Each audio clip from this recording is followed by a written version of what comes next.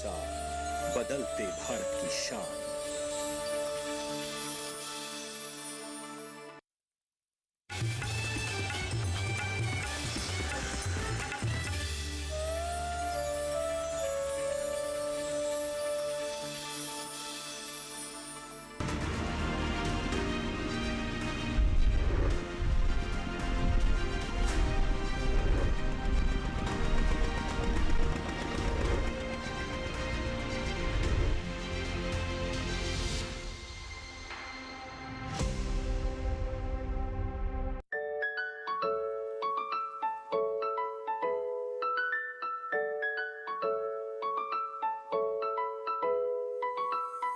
दूध दही का खाना, यो मेरा हरियाणा। हरियाणा क्षेत्र प्रसिद्ध है अपने देसी खान पान के लिए, जो कि दूध दही मक्खन के बिना अधूरा होता है। यही दूध दही और मक्खन मिलता है दुधारू पशुओं से, जिनका पालन इस क्षेत्र में बड़े स्तर पर किया जाता है। हरियाणा एक पशुधन प्रमुख राज्य है। यहाँ पशुपालक अच्छे और दुधारू पशु रखते हैं, जिसके चलते दूध उत्पादन में हरियाणा का डंका बजता है। छोटे से राज्य हरियाणा ने दुग्ध उत्पादन में बड़ा मुकाम हासिल किया है। देश की कुल मिल्क प्रोडक्शन में हरियाणा का हिस्सा 5.56% है। हरियाणा देश का एकमात्र ऐसा राज्य है जहां पर पशुओं की गणना की जाती है। हरियाणा में कुल पशुधन की बात करें तो 2021 की गणना के अनुसार हरियाणा में करीब 16 लाख परिवारों के पास लगभग 36 लाख दुधारू पशु हैं, जिसमें गाय, भैंस, बकरी, सूकर के साथ अन्य कई पशु शामिल हैं। पशुपालन के क्षेत्र में हरियाणा ही नहीं, अन्य प्रदेशों में भी उन्नति का श्रेय यहाँ की पशुपालन योजनाओं और अनुसंधान संस्थानों के वैज्ञानिकों की कड़ी मेहनत को जाता है। आज के श्रेष्ठ संस्थान में सफर हरियाणा के एक ऐसे ही संस्थान का, जिसका नाम है केंद्रीय भैंस अनुसंधान संस्थान, जो कि स्थित है हिसार में, जिसे लोग CIRB के नाम से भी जानते हैं। CIRB की स्थापना वर्ष 1985 में हुई थी। तब से संस्थान कुलीन जर्म प्लाज्म की पहचान, संरक्षण और प्रसार के माध्यम से भैंस में सुधार करने, स्थायी उत्पादन और व्यवसायीकरण के लिए प्रजनन और पोषक तत्वों के उपयोग की उच्च दक्षता को बढ़ाने के उद्देश्य से निरंतर कार्यरत है। संस्थान का जनादेश है भैंस उत्पादन के सभी पहलुओं पर अनुसंधान और प्रौद्योगिकी हस्तांतरण करना, भैंसों की महत्वपूर्ण नस्लों के केंद्रक प्रजनन झुंड स्थापित करना, भैंस उत्पादन और विकास के सभी पहलुओं पर सूचना के भंडार के रूप में कार्य करना।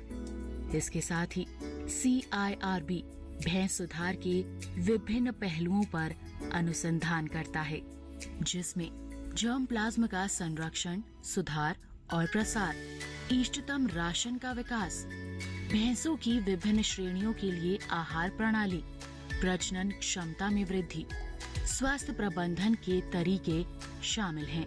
संस्थान ने अपनी स्थापना वर्ष में 1 फरवरी 1985 से कार्य करना शुरू किया था, लेकिन थोड़े समय के बाद यानी दिसंबर 1987 में बीर दोसांझ, नाभा, जिला पटियाला, पंजाब में एक उप परिसर जोड़ा गया। हिसार में मुख्य परिसर में मुर्राह का एक अत्यधिक वंशावली प्रजनन झुंड और उप परिसर नाभा में नीली रवि भैंसों की स्थापना की गई है, जिनके लिए अनुसंधान बिना किसी रुकावट के जोर शोर से किए जा रहे हैं।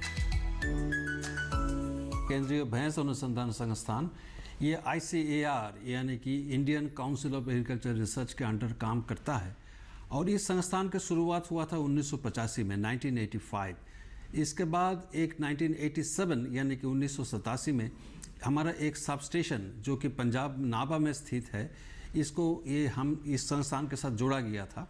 तो इस दोनों जो यूनिट है हमारा, इसका एक ही उद्देश्य होता है कि हमारा इस जो सेंटर है हिसार में, इस पे हम सिर्फ मूरा नस्ल के ऊपर काम करते हैं, जबकि हम नाभा पंजाब सेंटर में हम एक और ब्रीड है हमारा नीली रवि, जो बहुत अहम ब्रीड है इंडिया के लिए, उसके ऊपर हम काम करते हैं। इस संस्थान में हम मुख्य तौर पर हम 5 बिंदु पे काम करते हैं। एक जो है जो इसका भैंस का जो नस्ल को कैसे सुधार किया जाए, दूसरा है कि इसका प्रजनन क्षमता को कैसे बढ़ाया जाए, तीसरा है जो बायोटेक्नोलॉजी है, जो डिफरेंट बायोटेक्नोलॉजी यहाँ पे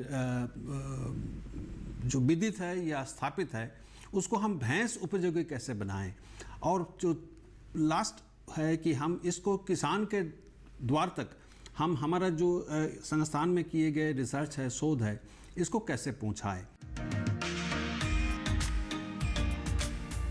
स्थापना से लेकर अब तक CIRB की कई उपलब्धियां भी रही हैं, जिनमें अधिकतम भैंस क्लोन पैदा करने की उपलब्धि के चलते इंडिया बुक ऑफ रिकॉर्ड्स एवं लिम्का बुक ऑफ रिकॉर्ड में नाम दर्ज किया जाना सबसे प्रमुख है, जिसका श्रेय केंद्रीय भैंस अनुसंधान संस्थान की क्लोनिंग टीम को जाता है, जिसकी मेहनत के चलते ही अभी तक क्लोन झोटों से लगभग 20,000 सीमेन डोजेज और दर्जनों बच्चे पैदा किए जा चुके हैं।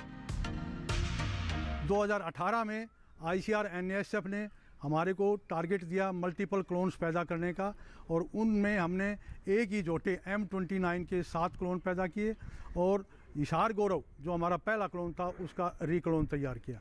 वो सभी अब अडल्ट हो चुके हैं और इन सभी से हम सीमन इकट्ठा कर रहे हैं। आज की डेट के अंदर हमारे पास 18,000 क्लोन्ड बुल के सीमन की डोजेज उपलब्ध हैं, जो अपने आप में एक रिकॉर्ड है। आपको जानकर हर्ष होगा कि हमारी संस्थान में आज के दिन बहुत सारे ऐसे पशु हैं जो 4,000 लीटर प्रति ब्यात उत्पादन अक्षमता के हैं, जो अपने किस्म का एक रिकॉर्ड है। और इसी को हम आगे ले जाते हुए जो संतति परीक्षित कार्यक्रम है हमारी संस्थान का, उस संतति परीक्षित कार्यक्रम के तहत उच्च गुणवत्ता के उन भैंसों से पैदा हुए उच्च गुणवत्ता के सांडों के वीर्य को वहाँ तक हम किसानों तक पहुँचाएंगे, जिससे हमारे देश की दूध उत्पादन की क्षमता बढ़ेगी, जिसमें हमारे देश में दूध उत्पादन जो हमारे देश की ज़रूरतें हैं उनकी पूर्ति होगी। CIRB भैंस क्लोनिंग के साथ IVF, somatic cell bank, stem cells पर अनुसंधान करता है। संस्थान की एम्ब्रियो बायोटेक्नोलॉजी लैब में इसके लिए शोध कार्य होते हैं। भैंस क्लोनिंग की वैज्ञानिक प्रक्रिया को अपनाने के बाद पूरा 10 माह का गर्भकाल पूरा करने के पश्चात क्लोन्ड बच्चा पैदा होता है। इसके अलावा IVF विधि का भी यहाँ उपयोग होता है। संस्थान की इस लैब में सोमैटिक सेल बैंक भी स्थापित किया गया है। इस संस्थान में आप एम्ब्रियो बायोटेक्नोलॉजी लैब में हैं, जहाँ पे हम animal cloning, IVF, stem cells के ऊपर काम करते हैं। मेनली हमारा जो इस लैब का जो फंक्शन है वो बफेलो क्लोन पैदा करना है, जहाँ पे हम स्लॉटर हाउस से ओवरी मंगा करके यहाँ पे जो अच्छे नस्ल के भैंस हैं, चाहे वो मेल हो या फीमेल हो, उनकी हम कोशिका लेकर के यहाँ पे हम फ्यूज कराते हैं और एम्ब्रियो प्रोड्यूस कर करके इस लेबोरेटरी के अंदर 7-8 दिन तक हम कल्चर करते हैं, जिसमें हमें ब्लास्टोसिस्ट बनता है, और फिर उस ब्लास्टोसिस्ट को हम सिंक्रोनाइज किए हुए भैंस में ट्रांसफ़र करते हैं। ट्रांसफ़र करने के बाद उसकी हम 1 महीने के बाद प्रेगनेंसी डायग्नोसिस करते हैं, चेक करते हैं, और चेक करने के बाद अगर वो एनिमल प्रेग्नेंट है तो हम उसकी अच्छी तरीके से देखभाल कर करके 10 महीने तक के बाद हमें जो है क्लोन काफ मिलता है।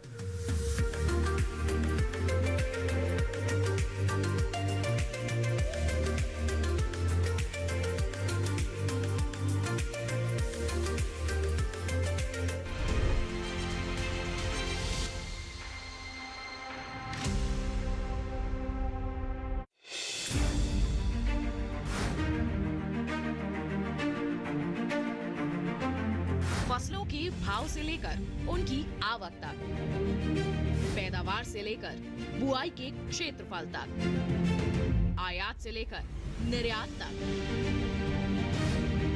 घरेलू से लेकर वैश्विक बाजार तक, मंडियों की सही और ताजा जानकारी पाएं। विशेषज्ञों की राय का लाभ उठाएं। मंडी खबर सोमवार से शनिवार शाम 5 बजे सिर्फ दूरदर्शन किसान पर।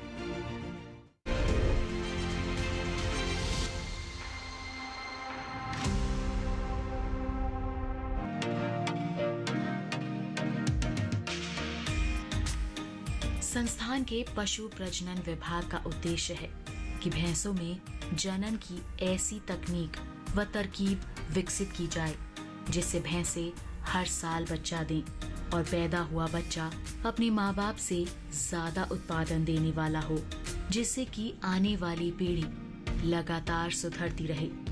इसी लक्ष्य को पूरा करने के लिए इस विभाग द्वारा विभिन्न तकनीकों का उपयोग हो रहा है।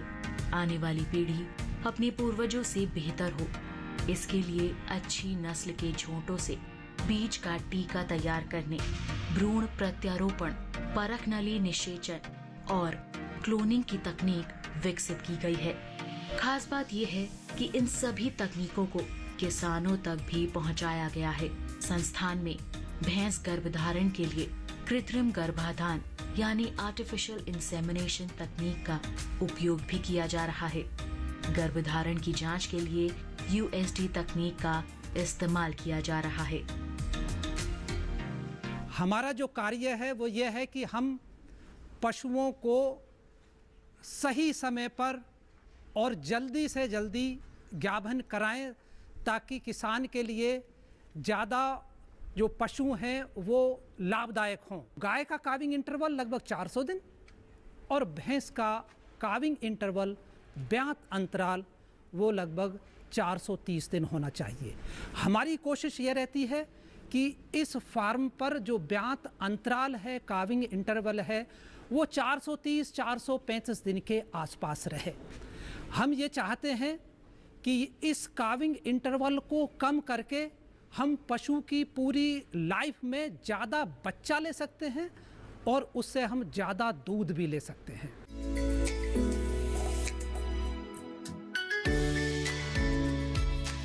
झोटे से वीर्य संग्रहित करना भी एक अहम प्रक्रिया है।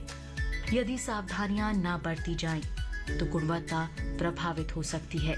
ऐसे में संस्थान में पूरी प्रक्रिया को साफ सफाई का ध्यान रखते हुए, पूरी सावधानियां बरतते हुए संपन्न किया जाता है। वैज्ञानिकों की निगरानी में सीमेन कलेक्शन यानी वीर्य संग्रहित किया जाता है। वीर्य प्राप्त होने के बाद तमाम टेस्टिंग की जाती हैं। उसके पश्चात ही स्वस्थ वीर्य का उपयोग कृत्रिम गर्भाधान के लिए किया जाता है।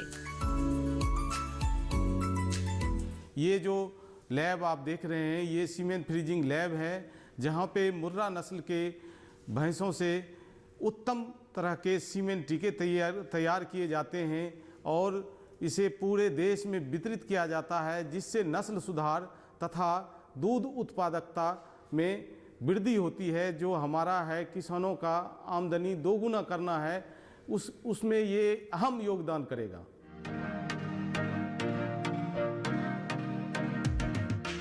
हमारे देश में गाय या भैंस को केवल एक ही उद्देश्य के लिए पाला जाता है और वो ये है कि उस पशु से हमें दूध मिलता रहे और पशु की दुग्ध उत्पादन क्षमता अच्छी बनी रहे।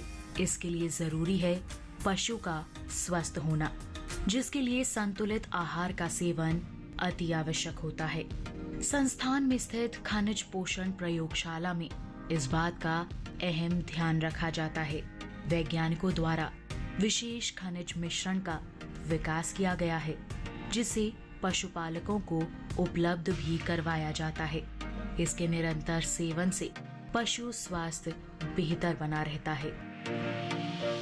हम लोग यहाँ पर खनिज पोषण से संबंधित कई तरह के काम कर रहे हैं। उसमें मुख्य रूप से इस तरह की चीज़ों का आविष्कार कर रहे हैं जिससे कि पशु के गोबर में कम से कम खनिजों का बाहर निकले और ज़्यादा से ज़्यादा खनिज मिश्रण उसके शरीर में प्राप्त हो सके। इसके लिए हम कोशिश कर रहे हैं कि चिलेटेड मिनरल्स का उपयोग हम लोगों ने किया है। उससे हम लोग आसानी से आधा मात्रा में खनिज की इन्वॉल्वमेंट को कम कर पाए हैं। उसी तरह से अभी नैनो मिनरल्स पे काम कर रहे हैं, उससे भी हम पूरी कोशिश कर रहे हैं कि हम 5% के लेवल तक लेके आ जाए मिनरल्स की आवश्यकताओं को, ताकि उससे ये होगा कि ज़्यादा अवेलेबिलिटी होगी पशु के आहार से और कम मात्रा में मिनरल्स गोबर में निकलेंगे, जिससे वातावरण भी शुद्ध रहेगा, अच्छा रहेगा और पशुओं का ज़्यादा से ज़्यादा फायदा हो सकता है। पशु से हमें दूध मिलता रहे, इसके लिए अच्छा पशु आहार जितना जरूरी है, उतना ही जरूरी है गाय भैंस का ज्ञाभिन होना। यदि गाय भैंस ज्ञाभिन नहीं होती तो पशुपालकों को ना तो दूध प्राप्त होता है और ना ही बच्चा, जिससे पशुपालकों को काफी नुकसान उठाना पड़ता है।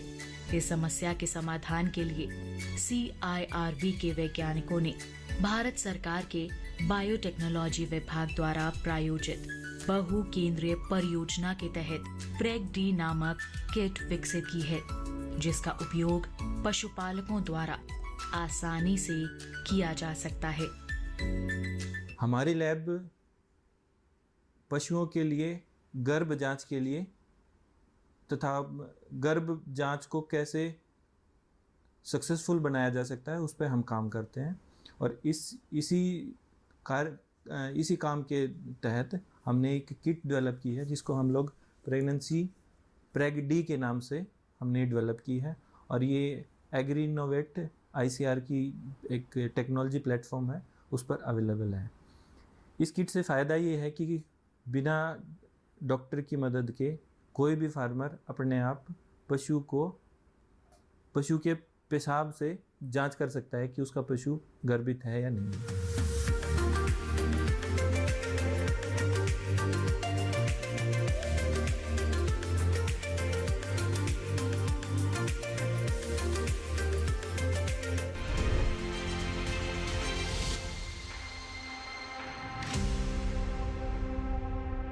लेकिन ये बच्चा बार बार मेरे सपने में क्यों आता है?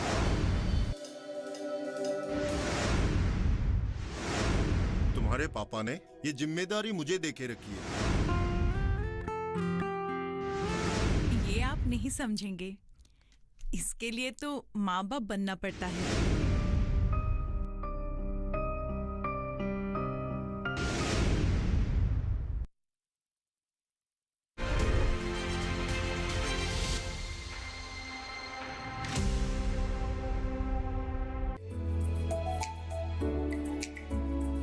पशु स्वस्थ रहे, अच्छा और अधिक दूध दे, ये पशुपालकों को काफी सुहाता है। लेकिन पशु अगर बीमार हो जाए तो आर्थिक नुकसान भी झेलना पड़ता है। ऐसे में पशु रोगों का ज्ञान CIRB पशुपालकों तक पहुंचाता है। संस्थान में खास तौर पर थनैला से बचाव और रोकथाम पर जोर दिया जाता है।